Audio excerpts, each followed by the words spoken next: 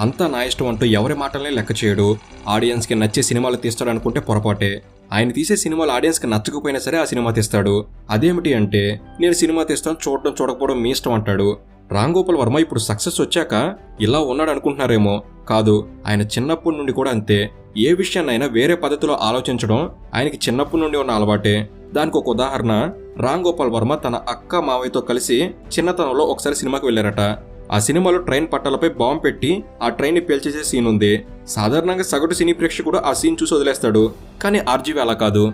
ఆయన సినిమా అయిపోయిన తర్వాత ఇంటికి వచ్చి తన మామయ్యతో ఇలా అన్నాడట, మామయ్య, ట్రైన్ ఆ ట్రాక్ మీదకి వస్తుందని టైం బాంబులో టైంని సెట్ చేసి పెట్టారు. అసలు మన ఇండియాలో టైంకి ట్రైన్ వస్తుందా? రాదు. మరి అలాంటప్పుడు ఆ movie director time bomb set చేసి పెట్టడం ఏంటి అని అడిగాడట. ఆ మాటలో విన్నవారంతా నిజమే కదా అనుకున్నారట.